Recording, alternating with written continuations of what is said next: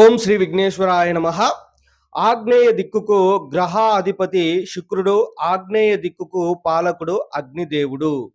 మరి గ్రహ అధిపతి అయినటువంటి శుక్రుని యొక్క వాహనం వచ్చేసి శ్వేత అశ్వము అనగా తెల్లని గుర్రము. ఆగ్నేయ దిక్కుకు పాలకుడైనటువంటి అగ్నిదేవుని యొక్క వాహనం వచ్చేసి మేక లేదా గొర్రె అని అనుకోవచ్చు. మనకు శాస్త్రంలో కూడాము కొన్ని కొన్ని చోట్ల మేక అని ఉంది, కొన్ని కొన్ని చోట్ల గొర్రె అనే ఉంది.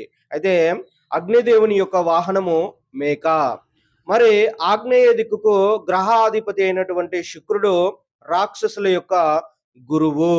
మరి ఆగ్నేయ దిక్కుకు పరిపాలకుడు ఎవరు అంటే అగ్నిదేవుడు. కాబట్టి రాక్షసులకు ఉన్నటువంటి వేగము, అగ్నిదేవునికి ఉన్నటువంటి శక్తి ఆగ్నేయ దిక్కుకు అనేటువంటిది ఉంటుంది. మరి అన్ని దిక్కులలోకెల్లా ఆగ్నేయ దిక్కును అత్యంత సూక్ష్మంగా పరిశీలించవలసి ఉంటుంది. ఆగ్నేయ దిక్కు యందు ఏ పొరపాటు చేసినా భారీ మూల్యం చెల్లించుకోవాల్సి ఉంటుంది. అనేక రకాలైనటువంటి పరిష్కారానికి నోచని సమస్యల వలయంలో చిక్కుకోవడం అనేది జరుగుతూ ఉంటుంది. కాబట్టి ఆగ్నేయ మూలతో తస్మాత్ జాగ్రత్త. ఆగ్నేయం నందు, ఆగ్నేయ భాగం నందు ఎటువంటి దోషాలు లేకుండా గృహానికి గాని, గృహ స్థలానికి గాని చూసుకోవాలి.